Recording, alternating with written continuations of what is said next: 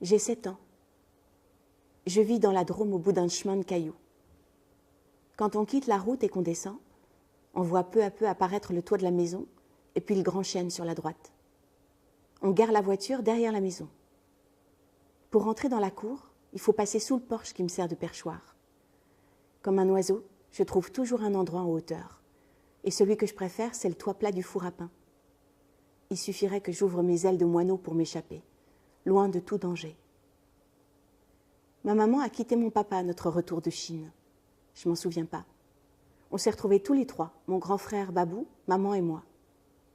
Ma maman a rencontré un autre homme, Jean. Je m'en souviens.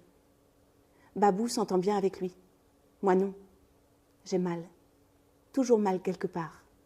Toujours une plaie ou un bobo. Je suis plaie. Insupportable, oui, tout le monde le dit. Cette petite, qu'est-ce qu'elle est pénible. Ah, j'enregistre l'information. Que faire d'autre?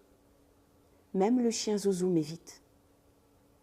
Un jour, assise sur le puits, le gouffre sous les fesses, je fais le point. Vois, vu que tu es tant de choses, que ta grand-mère est juive, que ton grand-père est musulman, vu que l'autre grand-mère est australienne, vu que l'autre grand-père est belge, vu que tu es né en Chine et que tu n'as pas de passeport, tu n'es rien ni personne.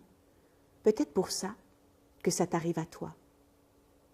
Je me sens miette, je me sens vide, et je sens bien qu'en moi, aucun rêve n'adhère. Le néant, je suis, anéanti. Je ne me souviens pas de la première fois. Les souvenirs sont malins, ils affleurent pour disparaître à nouveau. Je vois, entre autres images, une chambre boisée, un dessus de lit bleu, la pénombre, mais rien de plus. Les parents de Jean habitent loin d'ici, alors il reste plusieurs jours. Dans la Drôme, c'est le cagnard, alors on fait la sieste. Alors il fait la sieste, le père de Jean. Et il me propose gentiment de la faire avec lui. Oui? Oui. Pourquoi oui? Le temps n'existe pas, ni l'espace. Et je tire la petite Sarah par la main et je la secoue. Pourquoi tu dis oui? Stop!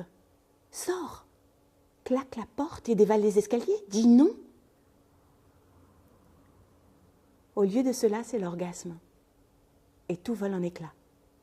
Ma tête qui dit non, qui dit sauve-toi, et mon corps, asservi, qui dit encore, encore. Je disparais. Je ne m'appartiens plus.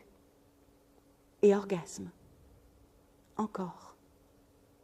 Et encore. Et dans ce paradis d'essence, cette ouverture totale, c'est l'enfer qui descend en moi. Mon propre enfer.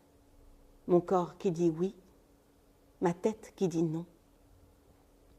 Plus confiance, peur de moi. Corps, tu m'as trompé. Écoute-moi bien. Plus jamais je ne t'écouterai. C'est imprimé. Et quelques jours plus tard, je monte sur un tabouret en haut de l'escalier tordu pour allumer l'interrupteur.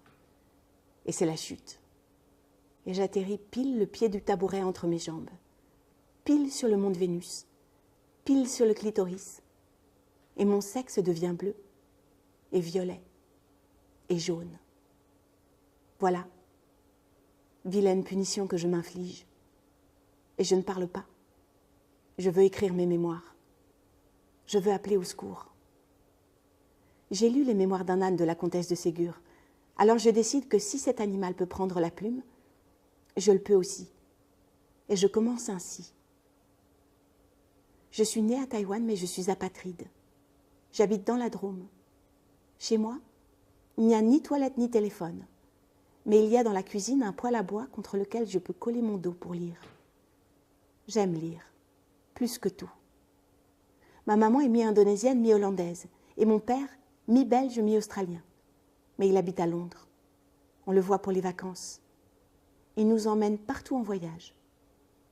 Moi, à l'école, on m'appelle la Shintok parce que je suis née en Chine. Même si Taïwan, c'est pas vraiment la Chine, c'est quand même la Chine. Donc, on m'appelle la Shintok. Et je me suis arrêtée là. Juste au moment où j'aurais pu mettre des mots sur mes mots. J'ai posé ma plume, Je suis retournée coller mon dos au poêle et je me suis plongée dans les histoires des autres. J'ai dévoré tous les livres envoyés par papa, englouti La petite maison dans la prairie, toute l'œuvre de la comtesse, les Mark Twain, les 5 sous de la Varède, Jules Verne et autres Maurice Leblanc. Je me suis glissée entre les pages en quête de disparition, d'absolution et d'amnésie. Les histoires des autres m'apaisent.